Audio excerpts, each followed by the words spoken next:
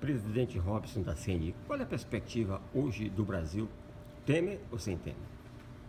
Olha, é uma pergunta que não me cabe responder se é com Temer ou se é sem Temer, mas a perspectiva do Brasil, em qualquer situação, para o futuro é uma perspectiva muito boa. Eu acho que nós, brasileiros, temos uma capacidade enorme de superar as crises, de superar as dificuldades e certamente nós iremos superar mais essa. O senhor acha que com as reformas, viram mesmo reformas, há condição de credibilidade do governo?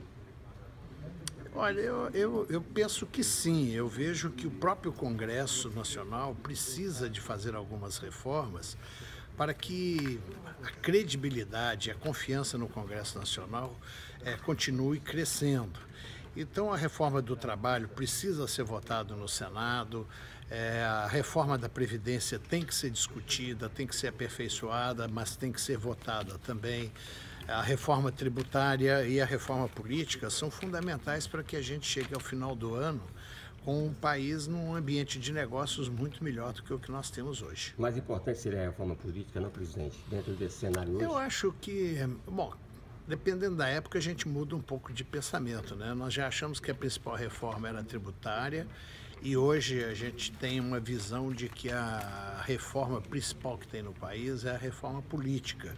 Porque nós não podemos continuar com a insegurança política que nós temos, com essa quantidade de partidos, sem uma lei clara de financiamento das campanhas eleitorais, com pessoas desvirtuando a própria atuação como político no país. Tem muitos políticos sérios, mas infelizmente a própria mídia tem mostrado os políticos que têm comprometimento com a ética, com a seriedade, com o trabalho em favor do país. Né? Nesse cenário, a JBS mostrou que também tem empresário que atrapalha a política também, não?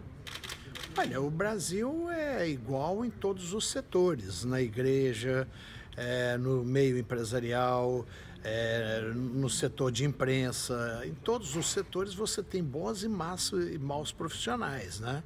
E na indústria certamente você encontra isso. Por isso que eu te falei que na política você tem ótimos políticos, tem bons políticos e tem políticos ruins também. Então, o Congresso é um pouco a representação da sociedade brasileira.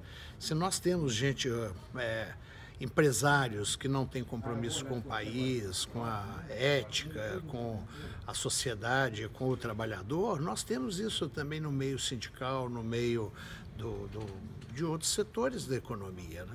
Presidente.